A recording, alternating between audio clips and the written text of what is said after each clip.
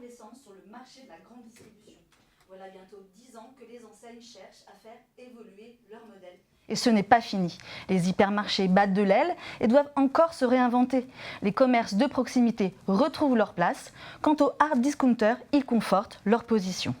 Tandis que la progression continue des ventes en ligne, du drive, des livraisons à domicile, redéfinit la relation client. Quelles sont les conséquences pour les entreprises de propreté? Comment peuvent-elles s'adapter à ces modèles et sortir de la pression permanente sur les prix? Enfin, quelles sont les solutions organisationnelles et matérielles pour mieux travailler avec la GMS? Autant de questions que nous allons tenter d'aborder ensemble pendant 1 heure environ. On retrouve maintenant nos 3 invités.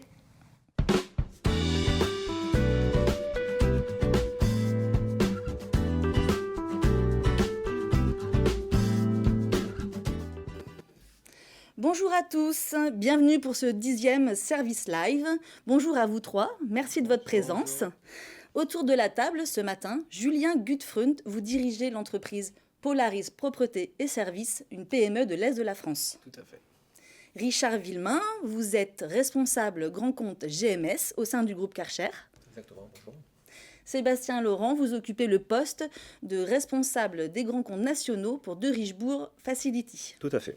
Et nous aurons aussi l'intervention de Stéphane Moreno, directeur national de production chez GSF. N'oubliez pas que vous pouvez poser vos questions en direct via le chat. Alors, pour commencer, Julien Gutfreund, quelles sont les évolutions que l'on peut observer sur le marché de la grande distribution ?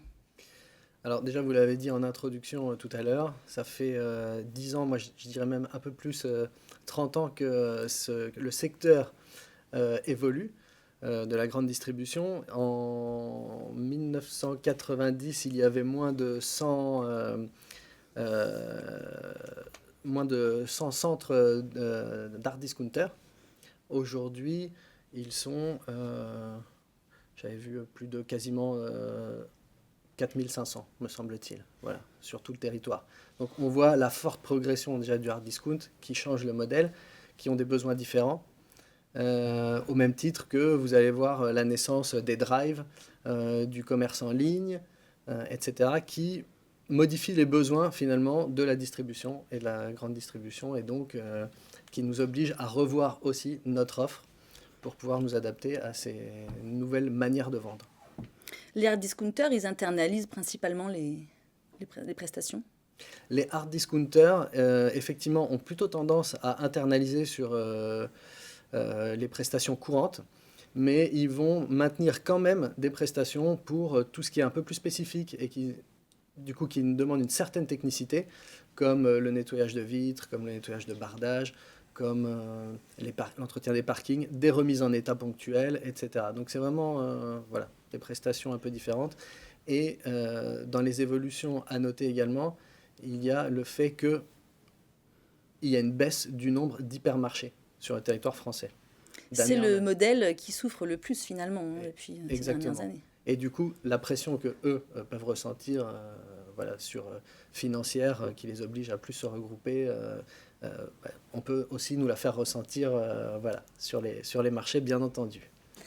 Depuis plusieurs années, donc on l'a dit, 30 ans, 10 ans, enfin en tout cas c'est un monde en perpétuelle évolution. On assiste à de nombreuses mutations dans la grande distribution. Ces mutations ont-elles un impact sur les relations entre les clients et les entreprises de propreté? Stéphane Moreno, directeur national de production de GSF, nous en parle tout de suite. Bonjour Stéphane. Bonjour Séverine, bonjour à toutes et tous. Les relations ne se sont pas dégradées avec la grande distribution.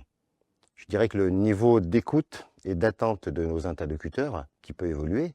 Certes, le pouvoir des services achats, de par leur taille, ont pris de plus en plus de dimensions, mais ce ne sont pas les relations qui se sont dégradées. Je vous dirais que ce sont surtout les conditions générales qui se sont durcies et qui nous invitent à avoir une certaine prudence dans notre développement avec ce secteur d'activité. Néanmoins, la grande distribution reste un secteur important dans notre activité et structurant.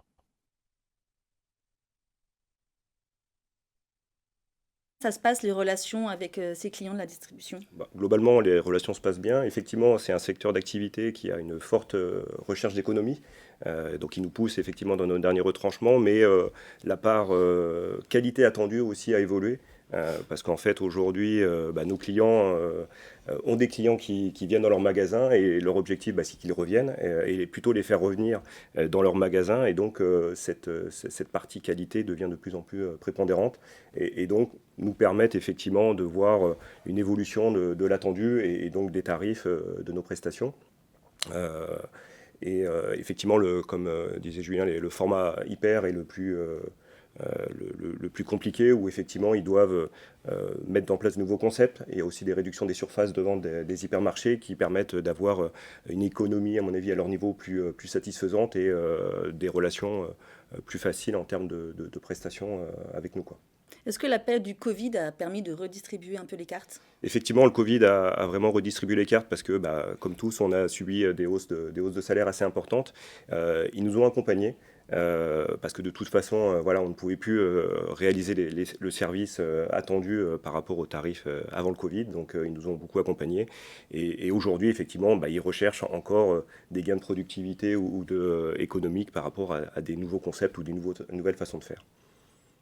Donc les marchés, évidemment, deviennent de plus en plus importants. La concentration se poursuit. On a vu encore récemment un rachat d'un hypermarché, enfin d'une chaîne d'hypermarchés par un gros groupe.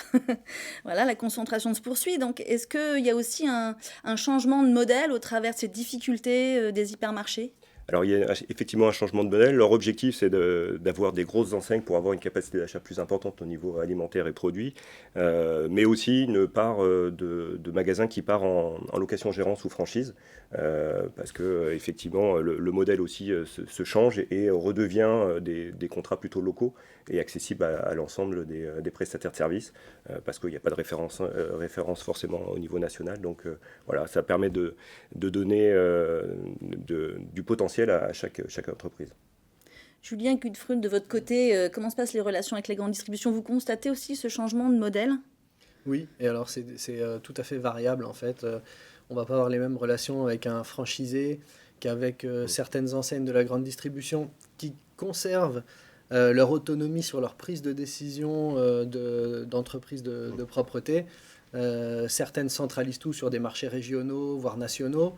D'autres gardent la main, d'autres ont une forme de mix justement des prestations, comme on l'avait évoqué tout à l'heure. Là où quelque part, avec les franchisés, en général, la difficulté qu'on peut avoir, c'est-à-dire que le contact est plus simple, parce qu'on va directement à l'acheteur. Néanmoins, souvent, ils démarrent leur activité, ils ont de gros investissements. Donc on va plus intervenir sur la remise en état de fin de chantier et puis ensuite sur des opérations ponctuelles ou récurrentes mais avec des fréquences assez éloignées. Voilà, donc en général, ils internalisent les prestations. Voilà. C'est important, l'interlocuteur, son rôle. Est-ce que c'est le directeur de magasin ? Est-ce que c'est l'acheteur ? Est-ce que c'est un directeur régional ? Oui, c'est toujours important. C'est variable, toujours pareil, en fonction de l'enseigne et de la politique de l'enseigne. Et c'est aussi très variable en fonction des valeurs de l'enseigne. Voilà. Si on est sur du prix, où il y a quelque chose de plus derrière qui est recherché et attendu, on ne va pas avoir le même niveau de discussion et ni d'échange, ni d'écoute en face. Voilà. Donc, Vous travaillez aussi pour la grande distribution via un FMR ? Oui, tout à fait. Du coup, dans cette organisation-là, comment ça se déroule ? Alors, dans cette organisation, finalement, il n'y a pas de dialogue particulier avec l'acheteur final. Il y a une négociation qui se fait initialement une fois par an, on va dire, sur les conditions tarifaires. Et puis ensuite, c'est assez simple, finalement, avec un FMR. Je m'attendais, pour être tout à fait franc, à ce que, justement, on nous mette beaucoup la pression sur les prix, beaucoup la pression... Et en fait, peut-être eux subissent la pression, mais ils ne nous la font pas spécialement subir. Et ça, je trouvais ça plutôt intéressant, finalement. Ils font tampon. Ils font tampon. C'est ça. Oui. Est-ce qu'on peut dire qu'il y a quand même une place pour les PME dans ce paysage de la grande distribution ? Ah, tout à fait, oui. Parce que justement, ce qu'il faut voir, c'est qu'on parlait du changement du modèle de la grande distribution. Je ne l'ai pas dit, mais là où il y a une grande croissance, c'est dans la ruralité, par exemple. Là où on peut retrouver des PME implantées et où ça va être plus dur d'aller dans des territoires un peu... désertés pour des grands groupes. ça leur demande de déployer de grands moyens pour derrière pas forcément beaucoup de marge. Donc là, les PME peuvent justement avoir localement un rôle à jouer. Et, voilà, c'est le cas. En tout cas, pour moi, ça fait plus de 25 ans maintenant qu'on travaille avec la grande distribution, avec différentes enseignes. Et voilà, on est toujours là et ça continue. Donc c'est que on a une place parmi la grande distribution. Richard Villemain, quelle est votre vision des relations avec la grande distribution? Comment ça s'organise avec l'entreprise de propreté? Comment vous travaillez? Alors, si vous voulez, par ma fonction de grand compte, moi je suis en relation avec les achats, bien sûr, et puis également les directeurs de magasins, souvent des franchisés, donc on parlait d'internalisation. Donc sur les pragmatiques, c'est très pragmatique, c'est très exigeant, bien sûr. Et moi, je relève vraiment 2 attentes très fortes, en tout cas matérielles. C'est avoir des machines vraiment très simples, robustes, économiques, forcément. C'est du personnel qu'il faut former sur le matériel. Et la deuxième chose, bien sûr, c'est le service.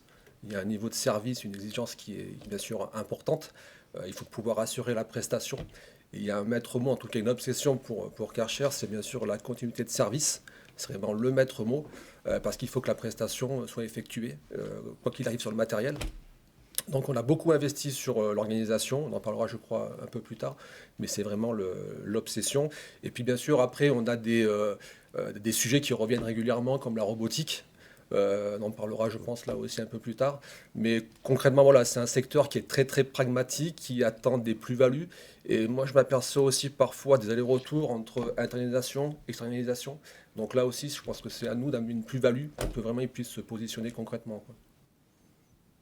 Alors, on vient de voir que les entreprises de propreté évoluent sur un marché tendu.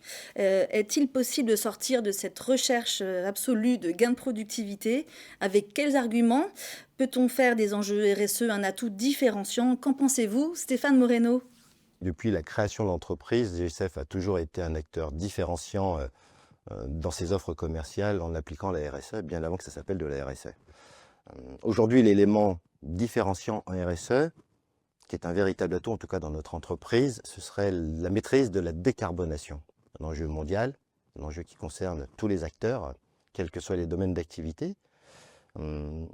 GSF a réalisé son bilan de gaz à effet de serre, il y a 3 ans, 2021, sur les 3 scopes, ce qui est une première dans le secteur d'activité. Nous avons fait certifier notre bilan de gaz à effet de serre par le SBTi, qui nous a certifier surtout notre plan d'action de réduction de nos émissions de CO2 à horizon 2028. C'est de l'ordre de 33% sur le scope 1 et 2 et 44% sur le scope 3. Vous voyez qu'il y a un véritable engagement de l'entreprise pour réduire ses émissions de CO2. Comment, vous me parliez d'atouts, comment ça se traduit concrètement chez nos clients? Ça se traduit par la mise en place d'une offre bas carbone chez nos clients, avec l'appui de notre plateforme Trace. Nous pouvons mesurer les émissions directement liées à notre activité et proposer ce que nous appelons, comme je vous le disais, une offre bas carbone, c'est-à-dire la réduction de nos émissions chez nos clients avec des offres, en tout cas avec des prestations qui sont pleinement maîtrisées. Richard Villemain, pensez-vous comme lui que la RSE est devenue un sujet incontournable pour les grandes enseignes? Oui, c'est indiscutable, pour appuyer les propos de Stéphane. J'irai même un peu plus loin, je pense qu'il y a une accélération, je crois qu'on parlera de la CSRD un peu plus tard aussi. Mais en tout cas, c'est un sujet majeur, me semble-t-il. J'ai même l'impression qu'on est passé d'une vision RSE à moyen long terme, sur des engagements qui étaient, on va dire, un petit peu convenus, à quelque chose de très concret. Je crois qu'il y a une vraie exigence de la part des services achats, de nos clients, sur quelque chose de très concret, très pragmatique. Et c'est pour ça qu'aujourd'hui, Karcher accélère aussi. Alors, Stéphane a cité beaucoup de chiffres. On a bien sûr chez Karcher un engagement en développement durable qu'on peut consulter par rapport à un rapport.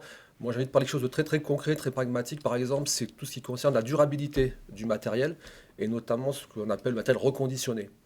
Alors c'est vrai que le matériel reconditionné, ça a toujours existé quelque part, mais ça se faisait au gré d'opportunisme avec une machine par-ci par-là. Et je crois qu'on accélère, je crois que les fabricants en général accélèrent sur reconditionner parce que c'est un enjeu important. Et aujourd'hui, on va avoir une activité qui est vraiment structurée, je dirais une offre industrialisée. Donc l'idée, c'est de vraiment valoriser le matériel qui est en parc, de pouvoir le récupérer et pouvoir, avec ce matériel, en le valorisant, le reproposer en fait en seconde main. Donc l'engagement qu'on prend, nous, c'est d'avoir un circuit, un process interne qui est vraiment processé, calibré, de manière pour offrir de manière très simple, très lisible, une offre reconditionnée. Donc, d'ici l'été, par exemple, sur notre site internet, on aura directement la lisibilité d'une offre matériel reconditionné. Et un peu à l'instar de ce qu'on trouve dans l'automobile, on aura effectivement du matériel neuf, du matériel d'occasion, et tout naturellement, en fait, les clients pourront s'orienter vers une offre neuve ou matériel d'occasion. Donc ça, concrètement, c'est un vrai engagement en termes de durabilité. Renouveler pour durer, c'est le purpose de Karcher 2025. Et puis un deuxième exemple, par exemple, de durabilité, d'engagement RSE, ça concerne l'eau, forcément. C'est un bien rare. Et Karcher est très présent en GMS sur les stations de lavage, par exemple. Et aujourd'hui, très clairement, on n'installe plus une station de lavage sans un système de recyclage de l'eau. Donc ça se passe en phase de génie civil. On installe effectivement de quoi recycler l'eau.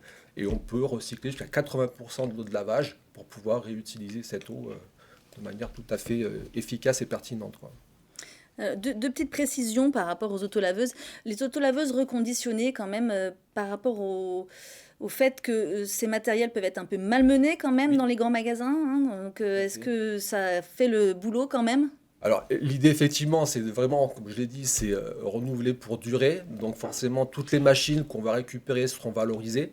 Donc, si l'État est cohérent, effectivement, on va les remettre à niveau. Donc, on va changer des packs batteries, on va changer toutes les pièces qui sont nécessaires pour qu'elles puissent repartir. Et l'idée, c'est d'avoir 2 niveaux, un grade A et B, vraiment des machines qui puissent repartir sur des périodes de 3, 4, 5 ans, avec du service associé, avec du financement, comme sur le matériel neuf.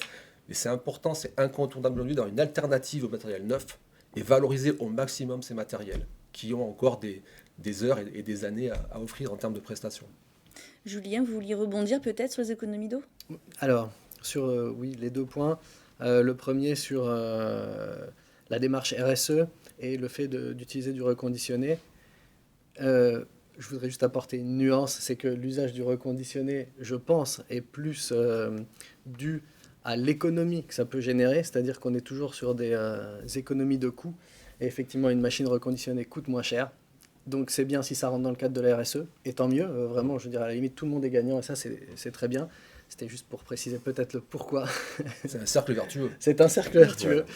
Les économies d'eau aussi. Et les économies d'eau aussi, depuis quelques années, effectivement, il y a des technologies qui fonctionnent très bien sur des machines qui permettent de recycler l'eau qui est utilisée. Et là, voilà, on fait de belles économies en termes d'eau et de belles avancées RSE. Juste Voilà. sur le matériel, on entend encore parfois du matériel jetable. Enfin, il est plus concevable aujourd'hui que le matériel soit jetable. Souvent sur les aspirateurs, on nous avance cette expression. Enfin, faut être cohérent, il faut être pertinent. Il faut qu'on valorise le matériel et le reconditionner, c'est une évidence 2025 pour nous, quoi. Et on va structurer cette organisation, cette activité, on va processer l'activité et je crois qu'on sera une des rares sociétés à mettre en ligne directement sur un site l'offre reconditionnée de manière très très lisible et accessible.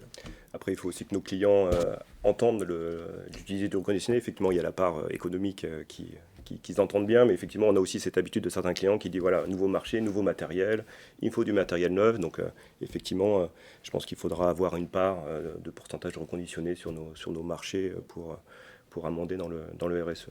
Et globalement, vous confirmez aussi ces attentes RSE, en tout cas peut-être de certains clients Oui. de la grande distribution ? Alors au-delà des chiffres, effectivement au niveau global, où tout le monde va dans le même sens, c'est vraiment sur le chantier que l'on doit s'équiper pour aller dans le RSE. Donc effectivement l'économie d'eau dans la distribution est hyper importante parce qu'on génère énormément de consommation d'eau, la réduction des produits et des déchets d'exploitation. Donc ça effectivement c'est une part importante de nos prestations que l'on doit faire dans le cadre du RSE.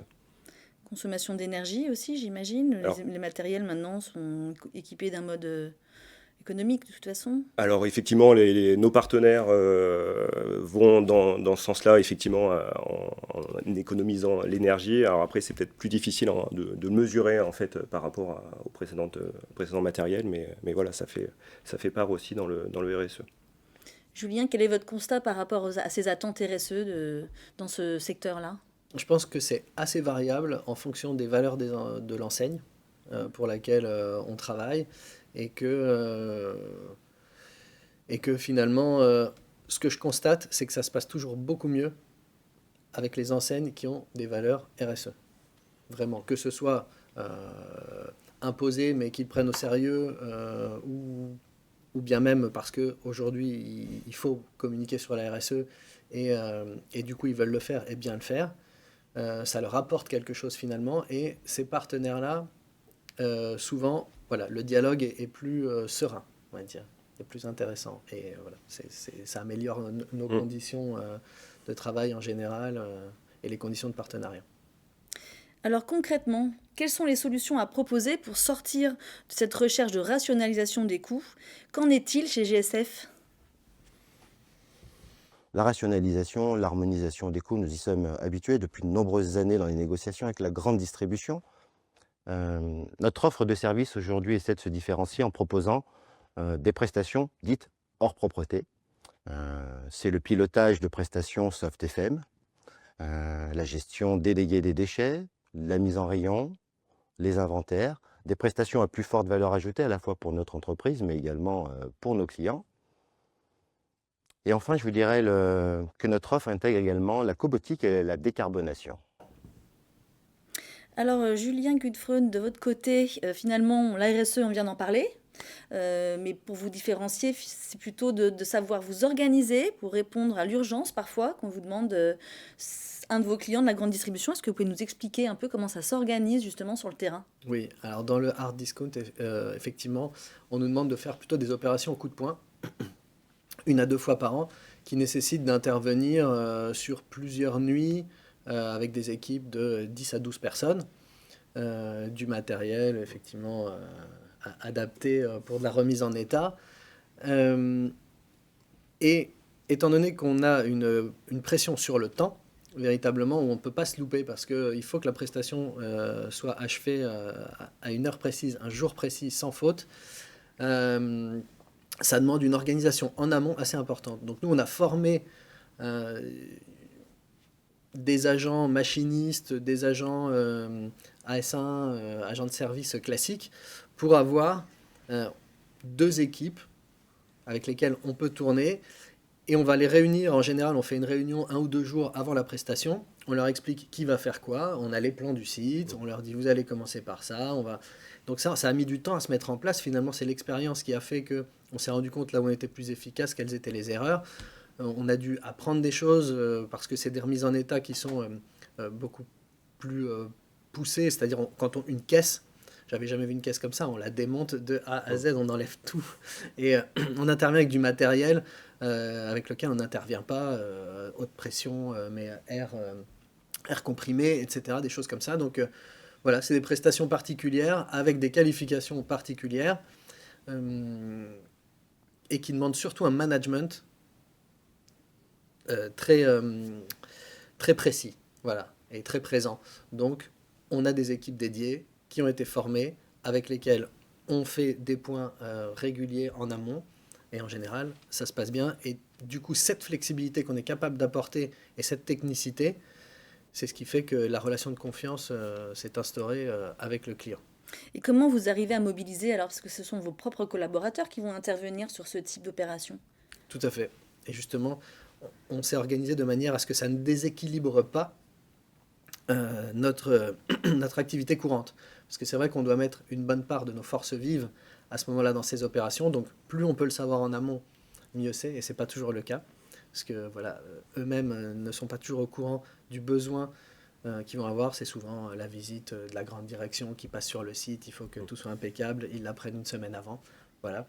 Donc on s'est organisé pour conserver toujours une partie de nos forces vives, pour ne pas être complètement déshabillé d'un côté et rhabillé de l'autre, quoi. Voilà. Donc, c'est un peu un commando finalement. Ah oui, c'est un service commando. Oui. Et c'est quel type de salariés que vous mobilisez sur ce chantier? C'est des agents machinistes, laveurs de vitres, et également des agents de service, mais qu'on a spécialement briefés, formés pour des opérations précises, de choses qu'on ne trouve que dans des hyper, quoi. Voilà. Donc c'est du pilotage, du coup il y a beaucoup de besoin de communication. Vous faites une espèce de répétition avant de commencer? Alors oui, on leur montre les plans, on leur explique qui va s'occuper de quoi, on va commencer à quelle heure, quand, comment, pourquoi, par quoi on va terminer, ce à quoi il faut faire attention, Et on essaie bien entendu de reprendre toujours les mêmes personnes d'une intervention à l'autre, quoi. Et c'est quoi les conditions? Il y a quand même un contrat de toute façon avec cette enseigne. fait, oui. C'est pas seulement Il y a un contrat. une opération. Qu'est-ce qu'il y a dans le contrat également comme prestation? Alors, il y a deux types, enfin, avec ce client très particulier, en particulier, il y a deux types de contrats. Il y a celui des interventions que je viens d'expliquer, très ponctuelles, coup de poing avec des grosses équipes. Et il y a des interventions qui sont soumises à un contrat également, qu'on signe. On fait une offre avant chaque intervention, en fonction des conditions. Mais, pardon, on a un autre contrat pour ce qui va être des interventions récurrentes, comme la vitrerie, justement. On va intervenir une fois par mois pour les locaux sociaux. On va faire une remise en état des locaux sociaux, une fois par mois également, ou 2 fois, selon, qui sont soumises aussi à un contrat qui a été négocié et vu en amont. Mais de manière... Moi, ce qui m'avait surpris, parce que je ne connaissais pas cette enseigne jusque-là, tout à fait sereine, tout à fait dans une relation d'écoute, de besoin, de ce qu'on peut s'apporter payer au juste prix aussi. Voilà, exactement. Là, dans ce cas-là, oui, c'est bien. Et j'étais surpris, mais ça fonctionne très bien. Pour l'instant, tout le monde est content. Mais alors du coup, on peut se poser la question, même si je connais un peu la réponse, le fait de commencer à créer cette relation de confiance avec cette enseigne sur ce type de prestation, bien encadré, bien prévu, est-ce que ça ne peut pas à un moment donné déboucher sur un entretien plus régulier du magasin finalement? Alors je ne pense pas, parce que ça fait vraiment partie de leur modèle économique. Donc à moins que leur centre évolue, leur manière de vendre évolue, si elle reste la même, pour l'instant, je ne vois pas l'intérêt qu'ils auraient à le faire. Voilà. Alors chez De Richebourg Facility, est-ce que c'est un peu comme GSF, comme nous l'expliquait Stéphane Moreno tout à l'heure, par rapport au type de prestations que vous proposez à cette clientèle et à comment ça s'organise avec eux? Alors ça s'organise effectivement en partenariat avec eux. La clé, c'est effectivement l'échange et pour bâtir effectivement un cahier des charges sur la partie avant-ouverture et une coordination en régie sur la journée selon les flux clients et la saisonnalité des magasins. Donc il y a vraiment cet échange qui est prépondérante pour monter le niveau de service.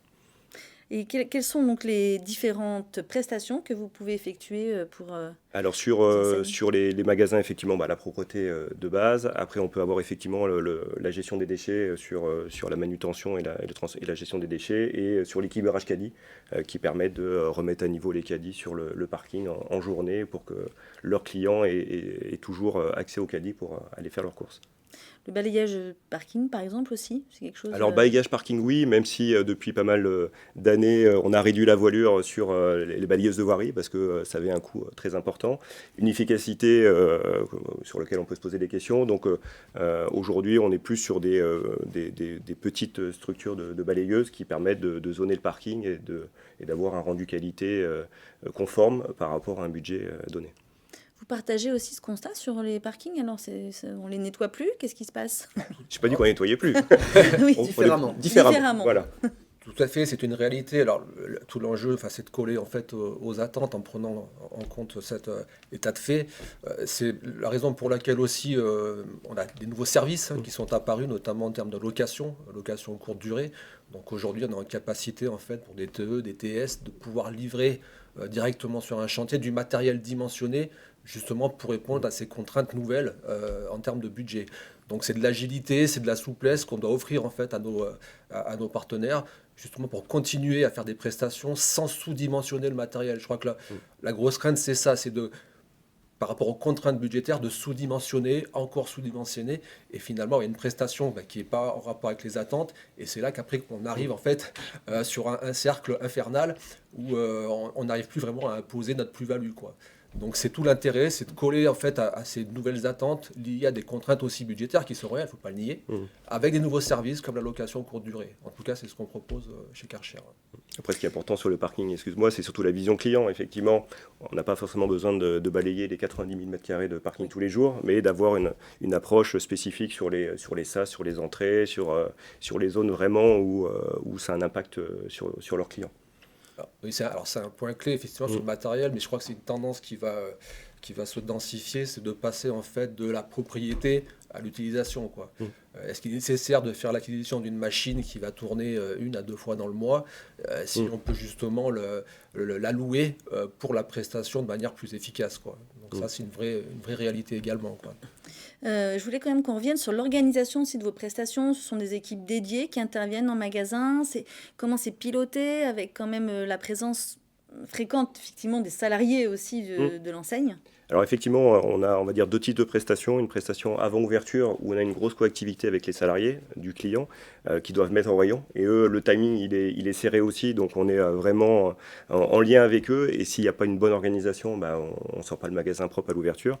Et après, on a la prestation en journée, comme je disais tout à l'heure, où là, ça dépend plus des flux, la régie, voilà, plus des flux clients, de la saisonnalité.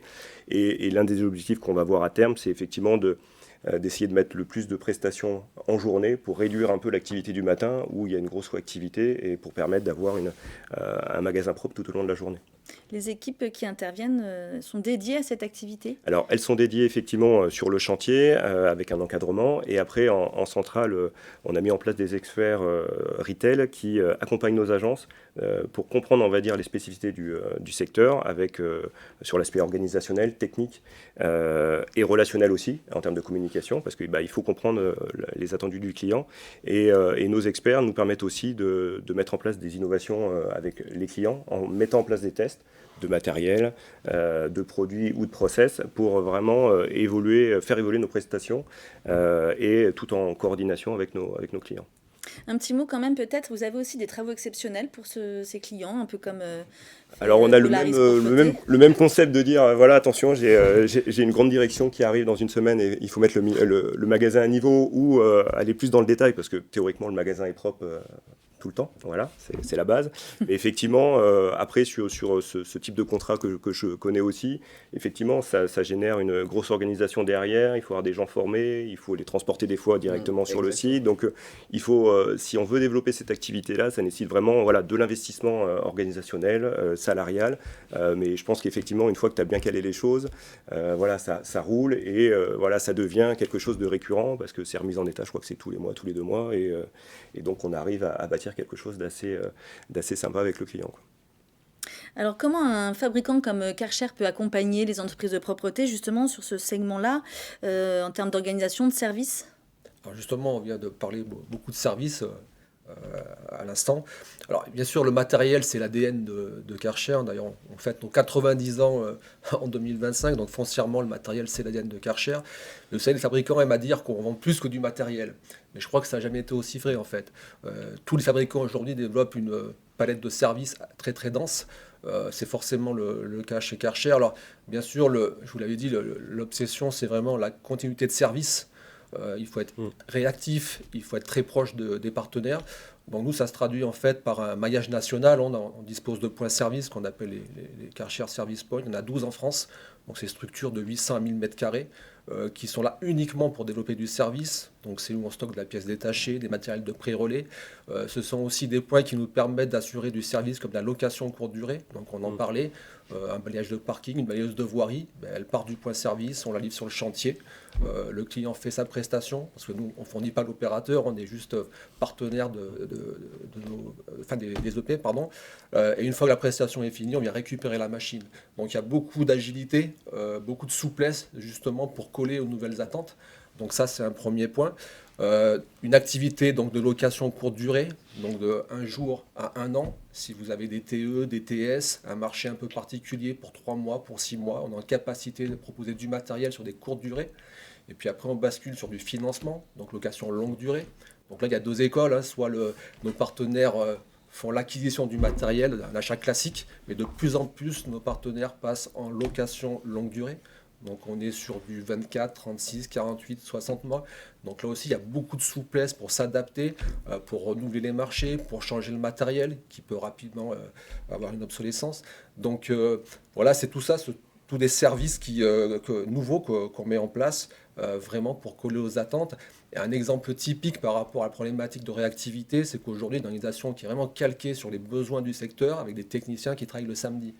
Donc jusqu'à maintenant, on parlait d'astreinte. Donc on a repensé complètement l'organisation de manière à ce que le samedi soit un jour travaillé comme un autre pour qu'on puisse intervenir et assurer de la prestation. Donc on est bien conscient qu'il y a une exigence de réactivité qui est juste énorme, mais légitime, parce que quoi qu'il y ait le matériel, il faut que la prestation soit effectuée. Donc voilà, on a dû refondre une organisation depuis une dizaine d'années pour vraiment coller à ces attentes. Le maillage du territoire aussi, c'est important, j'imagine, un peu de 12 points proximité service, pour avoir... exactement. On a 12 points de service au national, 145 techniciens. L'idée, c'est qu'un technicien puisse intervenir dans un rayon de 2 heures. Okay. Donc appel avant 10 heures, on attend l'après-midi. Après 10 heures, le lendemain matin. Donc exigence très très forte de réactivité pour qu'en fait la prestation puisse s'effectuer quoi qu'il en soit quelque part. Continuité de service. C'est vraiment l'obsession de Karcher et des fabricants en général pour coller aux exigences du secteur.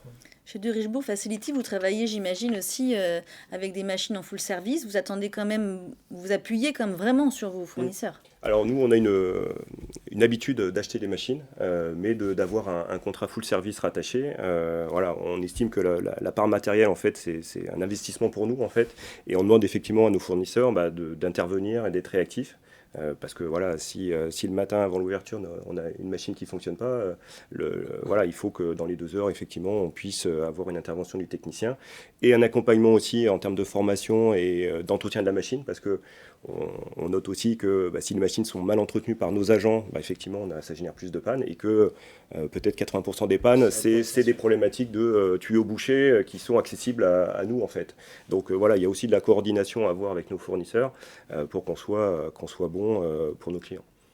Parce qu'on peut parler un petit peu quand même clairement des travers de la grande distribution. Qu'est-ce qui se passe justement si les machines sont en panne et que vous pouvez payer des pénalités? C'est prévu tout ça? Alors, pénalité, oui, certainement. Après, c'est surtout que, en fait, tous les jours, ils se remettent en cause, parce que tous les jours, ils ouvrent un magasin propre et le client, il doit avoir un magasin acceptable quand il arrive. Donc, en fait, on se remet en cause tous les jours. Et c'est la difficulté que l'on a par rapport à nos salariés et à notre exploitation, parce que tous les jours, on doit délivrer une prestation conforme. Et effectivement, on est très suivi là-dessus. Donc, à nous de mettre en place des systèmes de possibilités, soit pour remplacer nos agents s'ils sont absents, parce que ça peut arriver, ou avoir des problématiques de matériel. C'est de savoir comment on réorganise les prestations pour que le minimum soit fait à l'ouverture du magasin, c'est-à-dire qu'au moins la surface de vente soit propre. Et après, on détache soit des équipes pour remettre à niveau le magasin. Une machine de secours, je ne sais pas. Alors, machine de secours, on en avait avant. De pré-relais. De pré-relais. Ça coûte cher peut-être d'avoir ça sur chaque site. Sur chaque site. Alors, sur les hyper, on a souvent plusieurs machines, donc on arrive toujours à pallier. On a des difficultés plutôt sur les petits formats où on n'a qu'une seule machine. Et là, effectivement, on ne va pas avoir 2 machines sur le chantier en attendant qu'une des 2 soit en panne.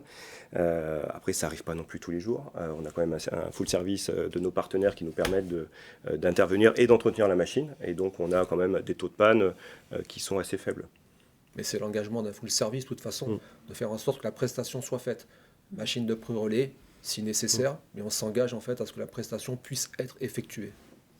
Alors justement, Richard, vous avez la parole au niveau solutions techniques vraiment matérielles.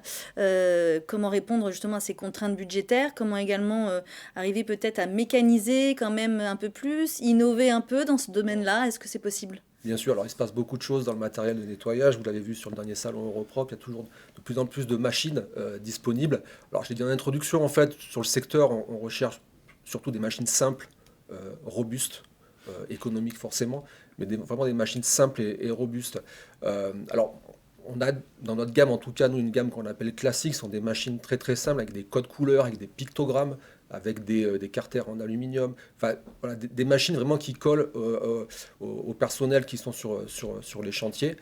Alors après, il y a d'innovations, forcément, avec des machines qui sont de plus en plus compactes, qui permettent de mécaniser des zones qui jusqu'à maintenant pas possible, on était encore en nettoyage manuel.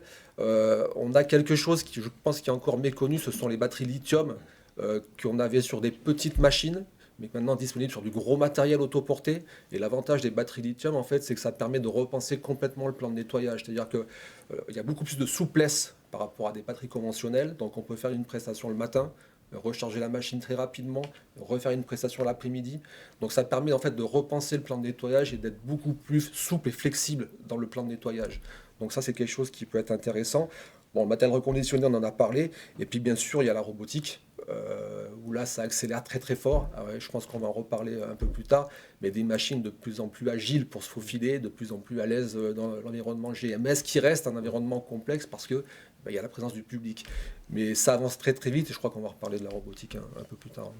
Vous nous aviez aussi parlé, quand on a préparé l'émission, des data, Exactement. d'un système qui permet de faire de la maintenance prédictive, mais aussi de savoir quand la machine a été utilisée. Exactement. Alors, comme dans tous les secteurs, la data est un enjeu considérable. Forcément, ça nous permet de communiquer déjà avec nos partenaires, mais de communiquer aussi avec le donneur d'ordre. Donc ça, c'est important. Donc, il se trouve qu'on a aujourd'hui un système qui est justement très, très souple.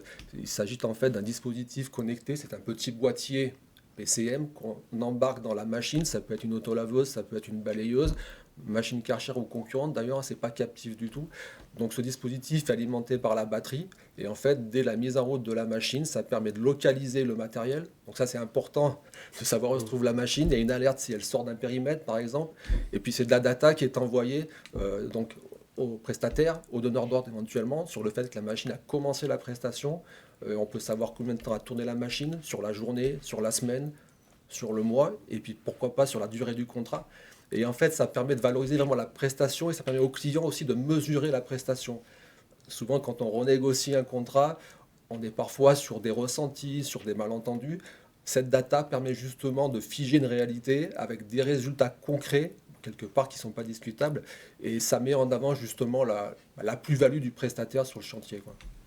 Ça peut être intéressant aussi pour la maintenance prédictive, pour éviter les pannes peut-être. Exactement. Alors, c'est un système aussi, effectivement, qui nous permet d'avoir une vision concrète du matériel sur l'état de fonctionnement, sur l'état de la batterie, par exemple.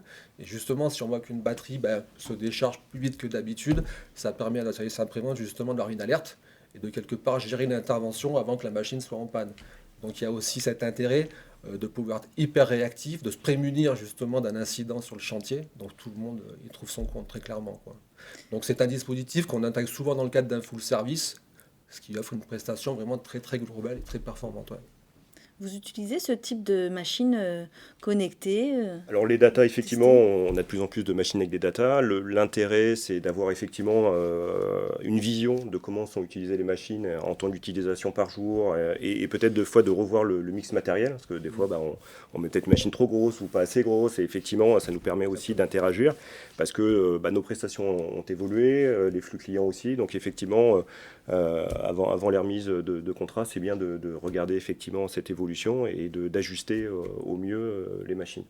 Bon, ça a un coût quand même pour vous d'avoir ce type de matériel, c'est un investissement, c'est pas toujours évident de le... Après, nos partenaires nous aident sur le sujet. Après, c'est un outil aussi qui leur sert parce que ça leur permet effectivement d'être plus efficaces en termes de maintenance et donc d'avoir aussi des gains de leur côté sur la maintenance du matériel.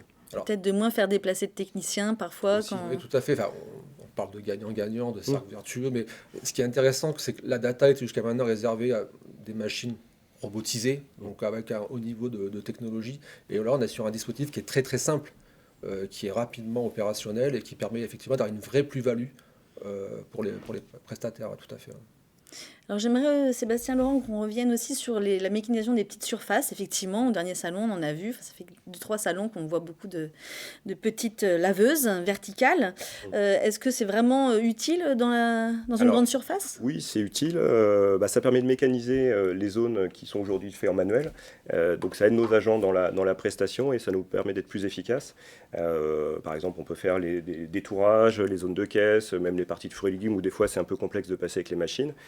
Les blocs sanitaires, donc voilà, donc c'est une évolution de nos prestations en termes de qualité et aussi pour nos agents parce que elles deviennent plutôt simples à utiliser à des prix qui commencent à être abordables et effectivement qui sont plus faciles à intégrer dans nos prestations.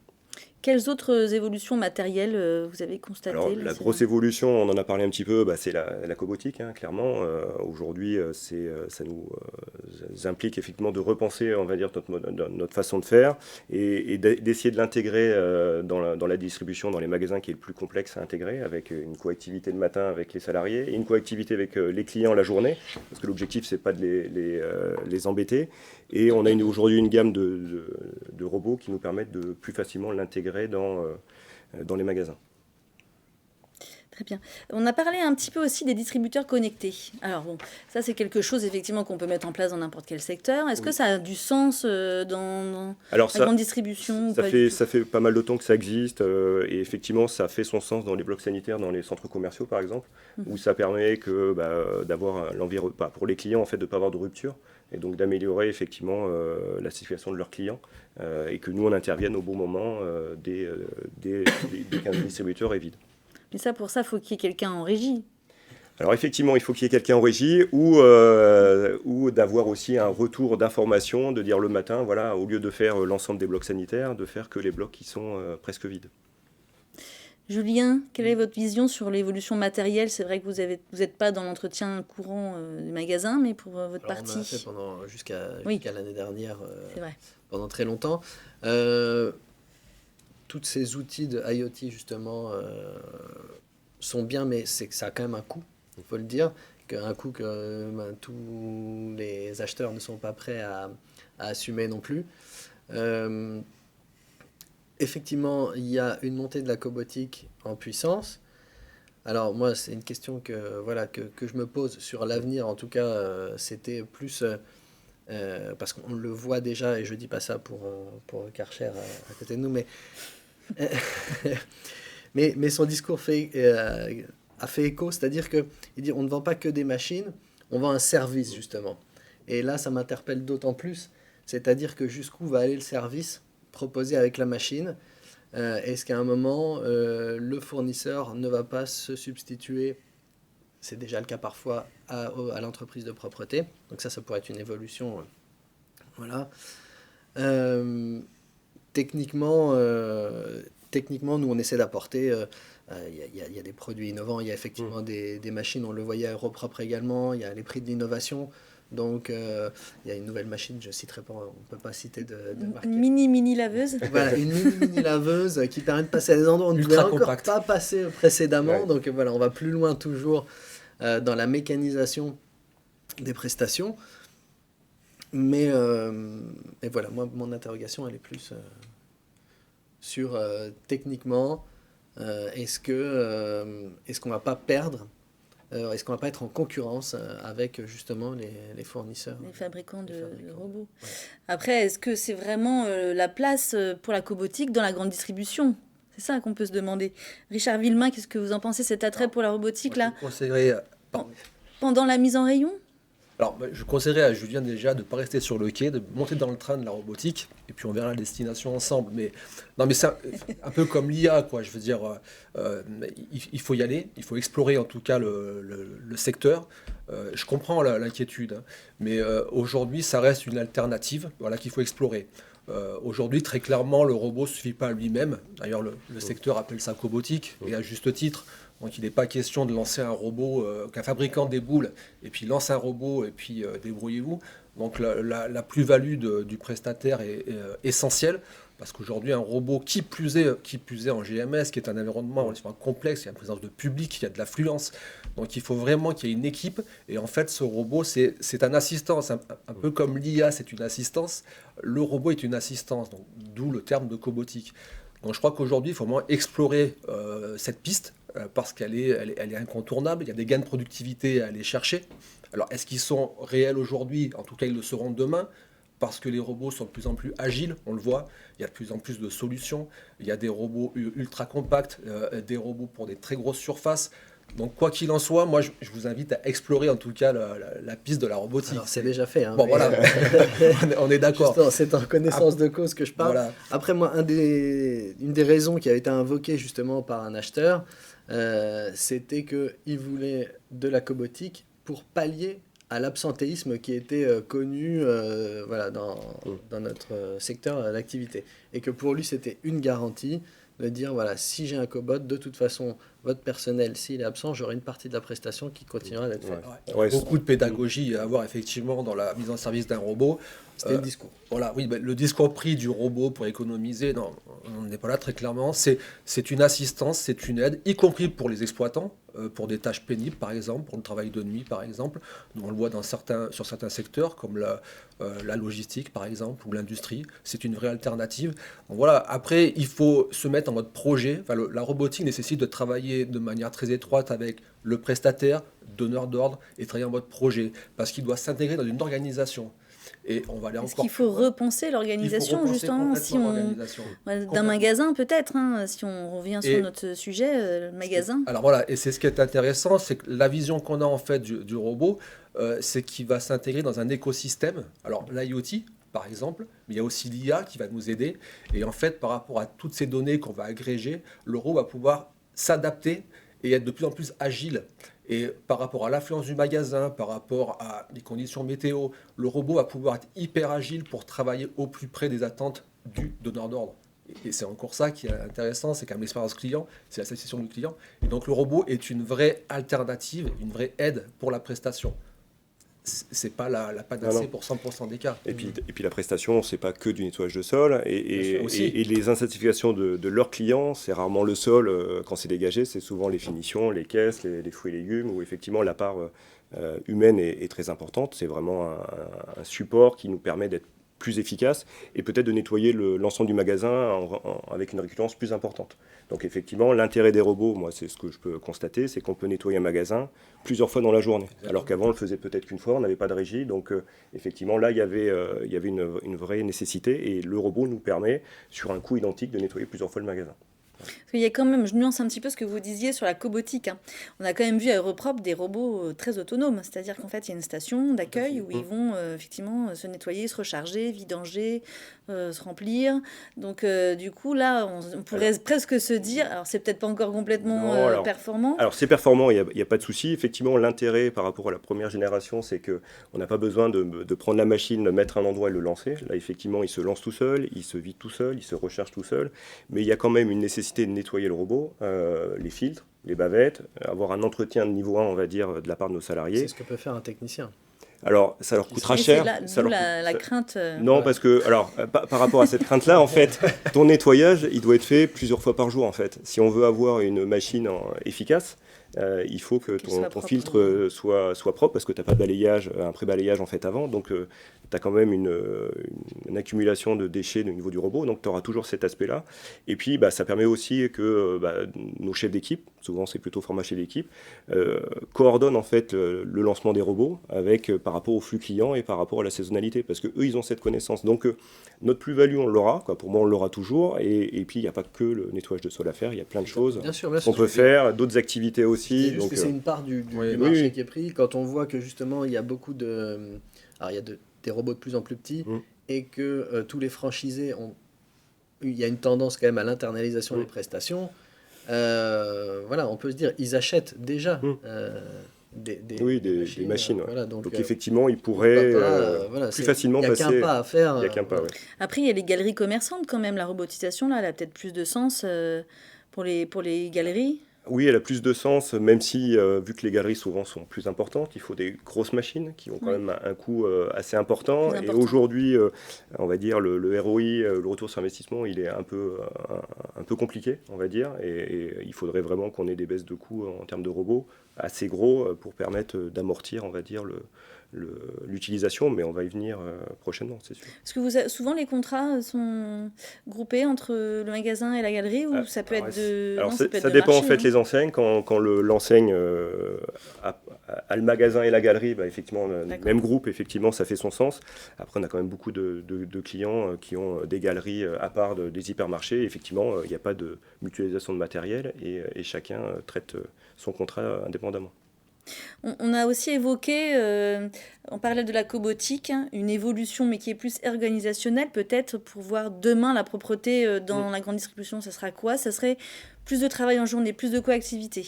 Ouais, quoi, voilà. Et effectivement, en plus, avec les robots qui vont permettre de nettoyer plus régulièrement la surface de vente, ça veut dire qu'on pourrait imaginer d'avoir plutôt du travail en journée par rapport à nos salariés et de maintenir tout au long de la journée le magasin propre.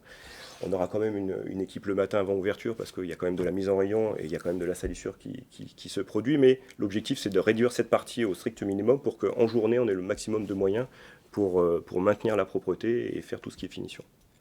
La question des datas.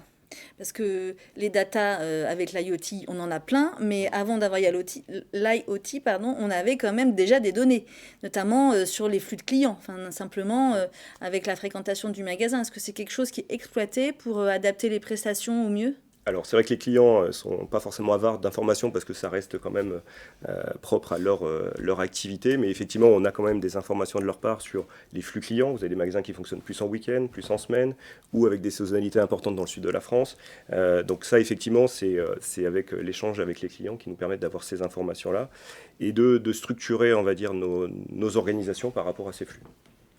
Du coup, on pourrait s'imaginer une sorte de propreté à l'usage grâce à un magasin connecté, comme on ferait un bâtiment tertiaire connecté, ou c'est complètement irréalisable. Alors, c'est pas que c'est pas réalisable, c'est que après, derrière, vous avez quand même des salariés, et voilà, il faut qu'ils aient une stabilité, en fait, dans leur travail et dans leur contrat de travail. Donc, on ne peut pas avoir des flux comme ça qui évoluent très importants, mais effectivement, aujourd'hui, on sait déjà que la saisonnalité est importante à Noël, pendant les soldes. Donc, effectivement, on a souvent des équipes plus importantes pendant ces périodes-là. Donc, on le fait déjà, en fait, par rapport à l'historique. Vous savez déjà gérer ça sans l'IoT. Voilà, sans l'IoT. Il n'y a pas besoin de mettre de capteur à l'entrée du magasin, alors? On peut, si vous voulez.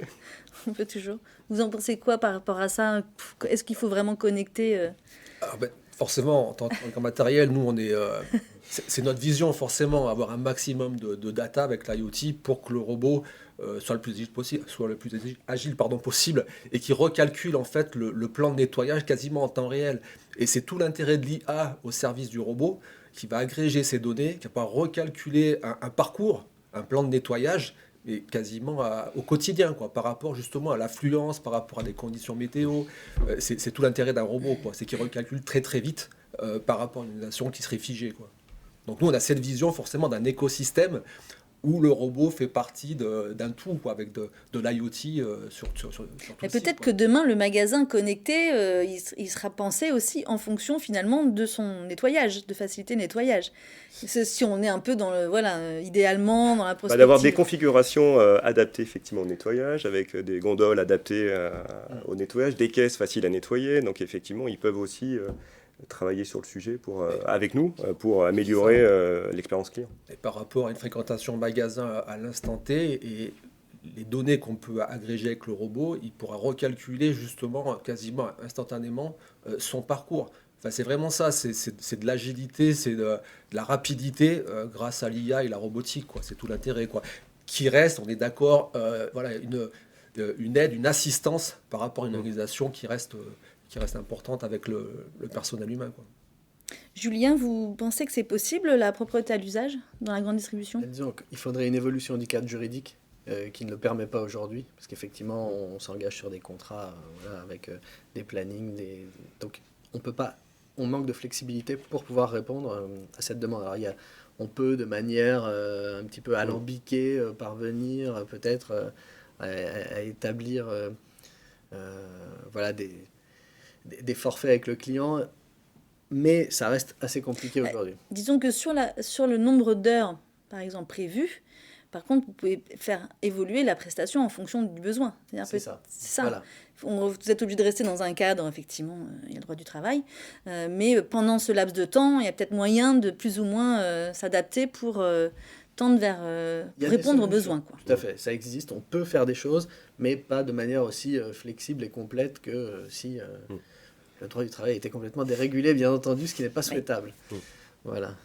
Alors chez GSF aussi, on se penche sur la propreté de demain dans les GMS. Stéphane Moreno, parlez-nous des travaux de la cellule innovation.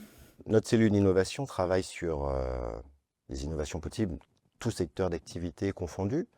Concernant la GMS, je pourrais vous parler de la cobotique, des puces RFID qui permettent de mesurer l'utilisation des consommables sanitaires et d'envoyer des informations pour nos interventions. Je pourrais vous parler des produits écologiques. Il y a beaucoup d'évolutions, beaucoup d'innovations. Certaines sont en cours de réflexion.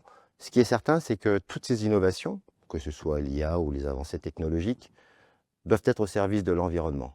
La vraie différenciation de demain, ce sera l'environnement. Alors, la vraie différenciation de demain sera l'environnement, nous dit Stéphane Moreno.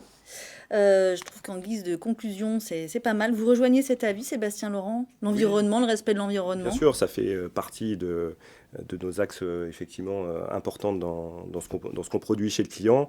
Après, ce qui est important, c'est surtout le partenariat, le travail avec eux pour aller dans les modifications structurelles qui vont arriver dans la distribution et dans les magasins. Donc on en a parlé, l'environnement, c'est la consommation d'eau, c'est la consommation d'énergie, c'est les produits écolabellisés, bon peut-être des produits encore plus vertueux à l'avenir. Tout ça, c'est déjà en place. Déjà en place, pas forcément. Je pense qu'on a encore des choses à faire dans l'amélioration. On a parlé effectivement du reconditionné. Aujourd'hui, selon les clients, c'est plus ou moins accepté, entre guillemets. Et je pense que notre part de reconditionné doit augmenter. L'aspect, effectivement, eau, écologie, on parle de l'eau ozonée, on parle de pas mal de systèmes et qui doivent encore s'améliorer pour être aussi efficients et efficaces. Dans les appels d'offres, il y a des exigences des grandes enseignes sur ces questions-là, de produits, de rejet d'eau, de consommation d'eau Il y en a certaines, effectivement, qui ont un cadre plutôt général, pas forcément précis sur la consommation d'eau ou d'électricité, mais je pense qu'à terme, on y viendra avec les systèmes qui sont en train d'être mis en place.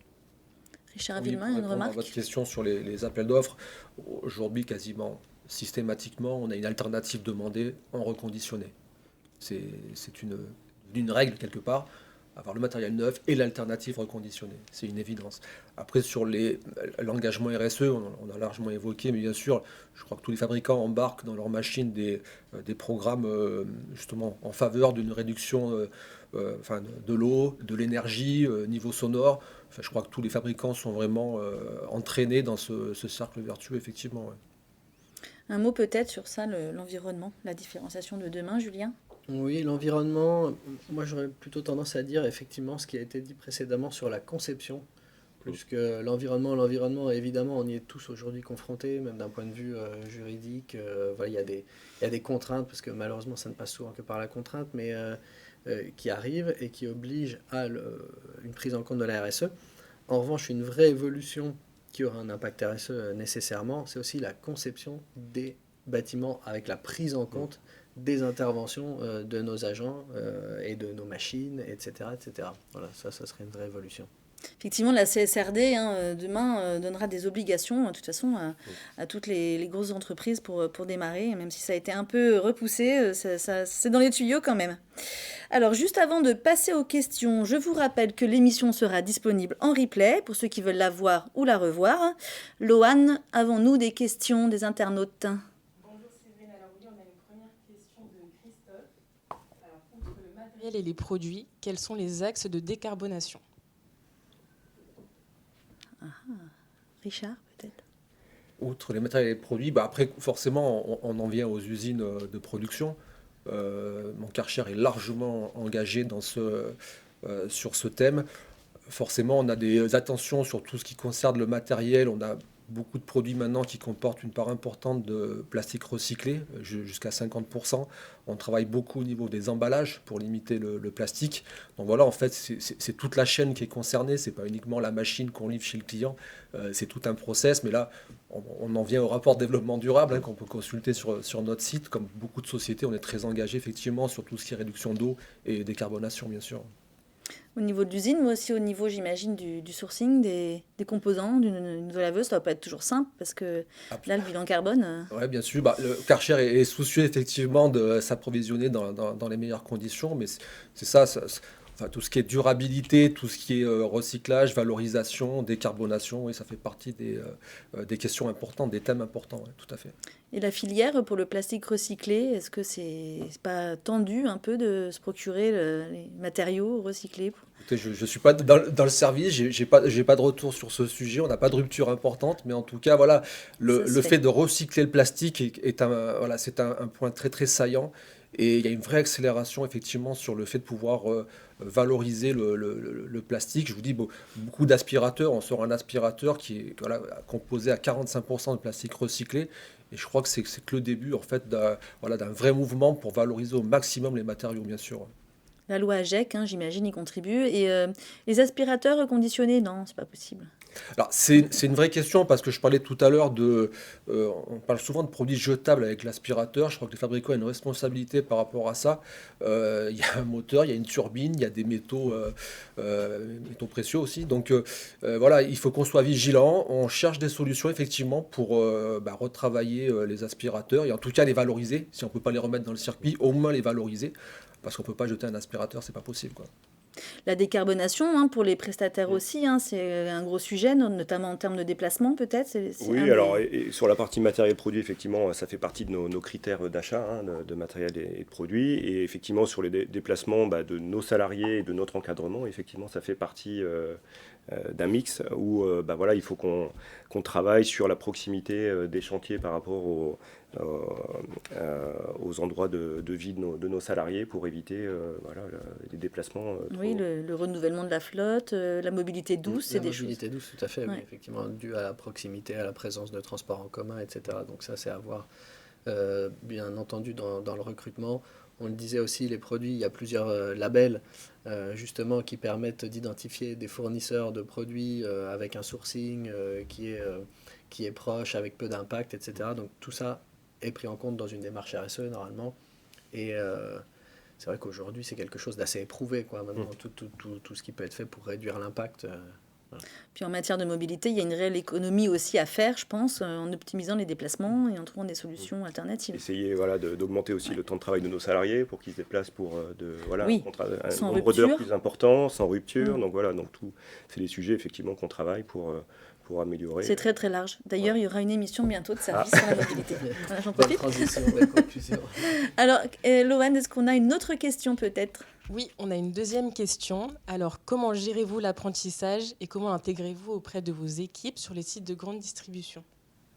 Alors l'apprentissage, alors nous sur la formation, c'est aussi pour ça qu'on a mis en place une structure, on va dire, d'experts retail, GMS, qui ont aussi fonction à former nos encadrants et les salariés directement sur les sites pour vraiment les monter en compétences, pour comprendre effectivement l'environnement dans lequel ils travaillent, les outils qu'ils utilisent pour effectivement d'être le plus efficient possible.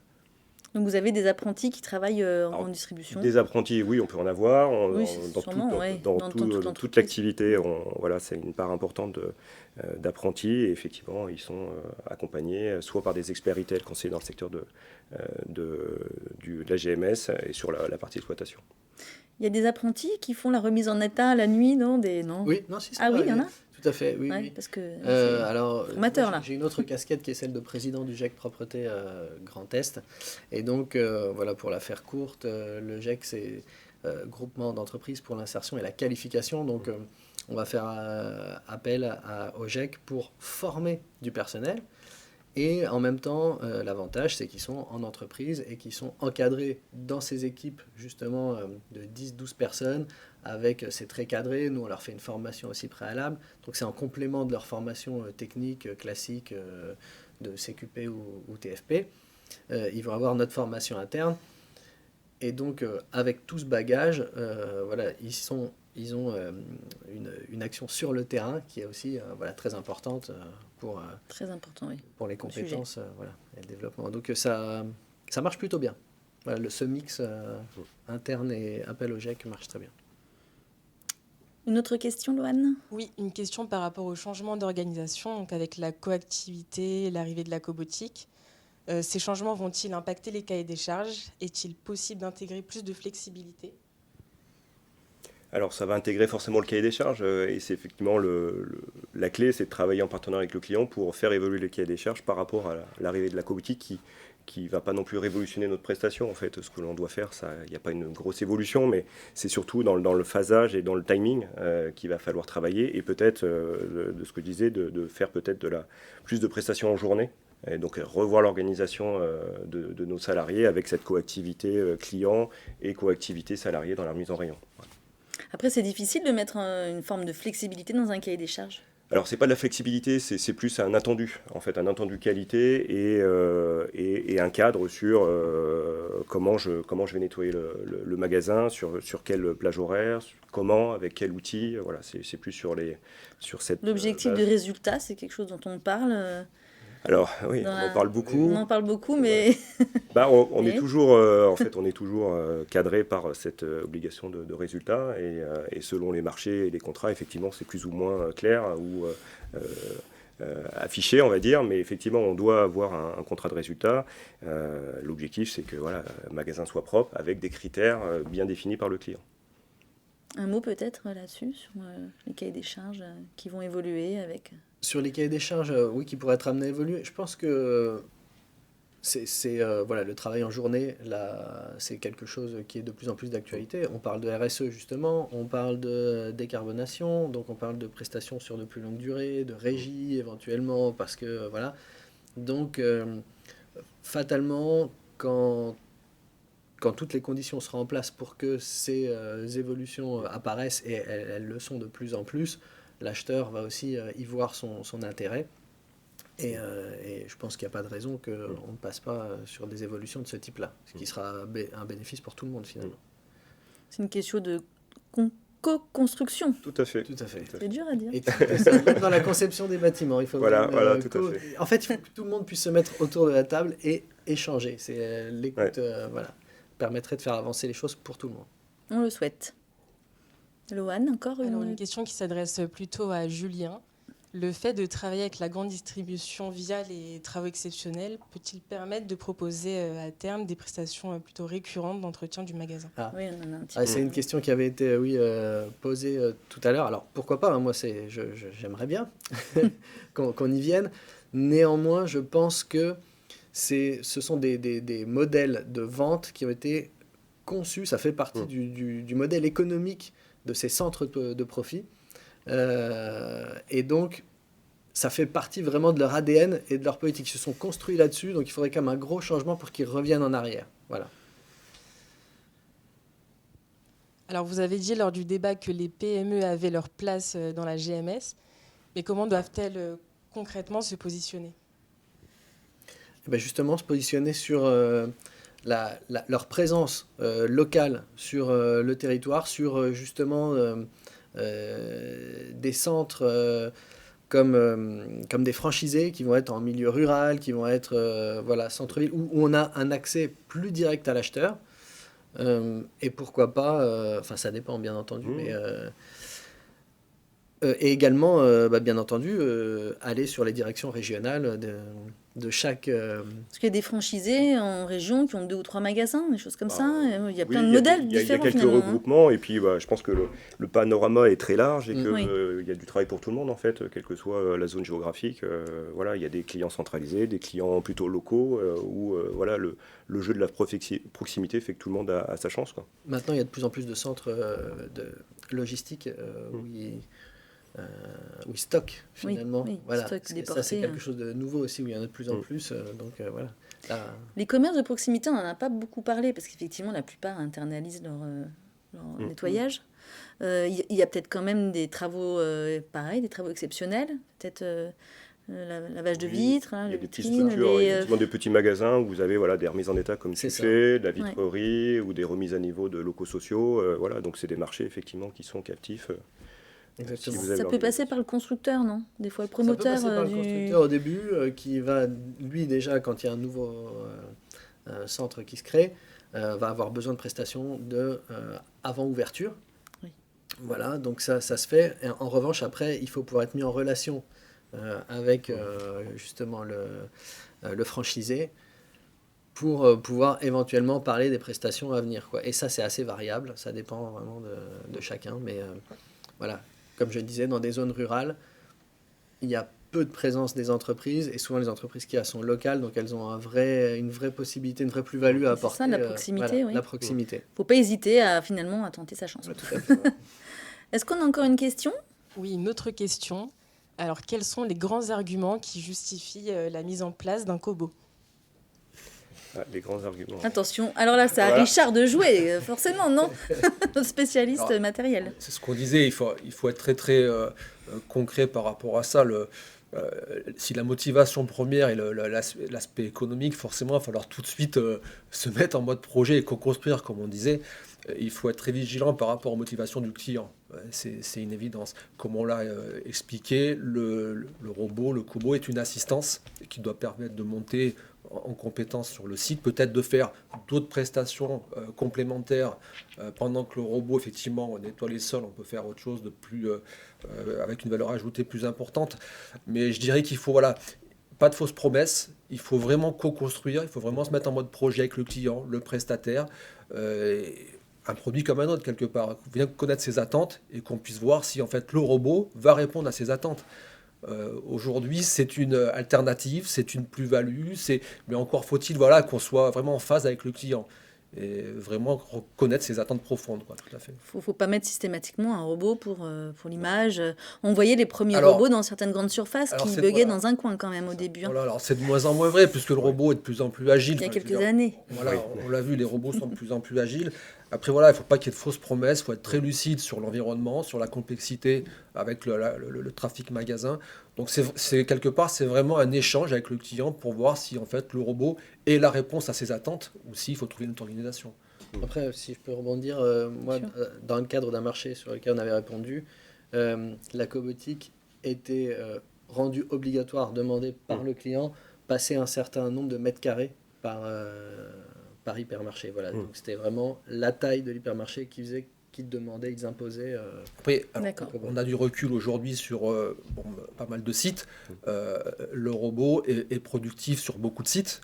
Mais encore une fois, il faut être très très concret, très pragmatique. C'est pour ça que c'est du cas par cas. Et il faut vraiment échanger avec chaque client et se mettre en mode projet, co-construire sur chaque site. Et puis bien l'intégrer dans les prestations, dans l'organisation aussi, le management. Le processer dans l'équipe de nettoyage, le processer avec le client sur l'aspect avant-ouverture et puis la finalité en fait de l'utilisation. Donc il y a son sens, ça fait son sens, je pense, dans la qualité de prestation globale. Après, sur le coût, effectivement, ça dépendra vraiment de la surface, de comment c'est utilisé et de comment la c'est interagi. coactivité aussi. C'est ça. Avec la coactivité, avec le client et les mouvements qu'effectue le client sur le site pendant son approvisionnage des rayons, etc. Donc, ça demande vraiment on peut pas déposer un robot sur un site. Sûr. Ça nécessite de se poser, de construire ensemble. Est-ce qu'il en reste une ? Oui, alors une dernière question. Les acheteurs ont-ils évolué ? Sont-ils plus à l'écoute des spécificités des entreprises de propreté ? Oui, moi, ce qu'on s'était dit, effectivement, après le Covid, il y a eu quand même une prise de conscience sur nos coûts. Et la grosse majorité, quand même, a amendé dans notre sens en disant, aujourd'hui, on a des évolutions de salaire. Si on veut continuer dans cette activité-là, il faut nous aider. Donc, globalement, ils nous ont aidés et on a passé cette partie. Et ça devient dans une habitude en voiture de prendre en compte les évolutions salariales qui impactent nos prestations à hauteur de 70-80%, donc ce qui n'est pas neutre. Et donc, dans son sens, les acheteurs ont quand même changé leur philosophie. Ils comprennent qu'effectivement, ça devient une nécessité pour aussi que derrière, la prestation soit de qualité. Et est-ce que de temps en temps, ils s'intéressent un peu à la santé de vos collaborateurs dans les enjeux RSE, parce qu'on n'en a pas beaucoup parlé? Oui, ouais, de plus en plus, on a des clients qui de l'inclusion, la formation, comment sont formés nos salariés. Donc oui, c'est une part importante. Et souvent, nos salariés, ils sont intégrés dans l'équipe du client. Donc ça fait sens, hein, effectivement. Est-ce que c'est de votre responsabilité que leurs conditions de travail s'améliorent, mais comme c'est sur site, dans un environnement particulier, c'est chez le client, on travaille en coactivité, donc ils travaillent ensemble en fait, donc la part sociale et relationnelle est très importante. Moi j'ai ressenti par exemple par rapport à ça de vraies attentes nouvelles sur la sécurité des agents sur site pendant l'intervention, donc ça rentre vraiment dans le cadre de la prise en compte du bien-être des agents. C'est déjà bien. Et c'est une belle progression. Et de manière générale, oui, je partage ton point de vue, à savoir qu'il y a plus de dialogue maintenant et on peut quand même un peu discuter. Oui, Richard, je crois réaction. Dans ce sens, c'est aussi un autre enjeu. Je crois que c'est aussi à nous, fabricants, prestataires, de valoriser la prestation, justement pour sortir de ce cliché prix où en fait on en vient tout de suite au prix. C'est pouvoir valoriser la prestation. Alors, forcément, je suis fabricant de matériel. Le matériel valorise forcément la prestation, mais pas que. Je crois beaucoup à la data et en fait ouvrir une fenêtre au client pour qu'il puisse mesurer la prestation, comme on l'a dit tout à l'heure, peut-être pas au quotidien, mais en tout cas régulièrement sur la durée du contrat. Qu'ils comprennent en fait ce pourquoi ils payent et qui puisse mesurer vraiment la qualité de la prestation. Et c'est la meilleure façon en fait de fidéliser et de conserver une relation durable avec le client. Vraiment valoriser au maximum la prestation. Et on a les outils aujourd'hui. Après, sur la mesure de la satisfaction, ils ont aussi des questionnaires internes, clients, je veux dire, leurs clients. Donc effectivement, ils mesurent aussi la prestation réalisée par rapport au retour de leurs clients. Et il y a une enseigne effectivement qui a valorisé cette chose et qui a vu qu'effectivement la mise en place de la cobotique avec un process, avec quelque chose, améliorait la satisfaction de leurs clients. Donc voilà, donc ils ont aussi cette vision de mesurer ce qui est fait sur leur magasin et ce que ressentent leurs clients. C'est sûr que l'expérience client dans les hypermarchés, pour certains anciens hypermarchés, certains modèles, n'est pas non plus hyper agréable, quoi. Hein. C'est immense, voilà. C'est de la lumière artificielle, c'est pas forcément toujours propre, il y a beaucoup c'est vrai qu'on n'a pas forcément envie d'y aller. On voit bien des intérêts d'ailleurs des consommateurs pour ce type de... Il y en a, mais je pense que le format hyper a tout son sens et en tout cas nos clients investissent quand même dedans en repensant leur format, en mettant des concepts de vente un peu format A, pour avoir quelque chose de plus sympathique et réduisent aussi les surfaces parce que d'avoir des trop gros magasins, ils se rendent compte qu'aujourd'hui c'est plus l'attente de leurs clients et ça leur coûte cher en fait, donc à rentabiliser. Donc il y a une mutation sur le format hyper qui à terme je pense redeviendra aussi un format rentable pour eux. Merci à tous les trois. Cette émission touche à sa fin, donc merci à nos intervenants, à GSF pour les interventions en vidéo, ainsi qu'à notre partenaire. Merci à vous de nous avoir suivis. Rendez-vous à l'automne prochain pour une émission sur la mobilité. Merci.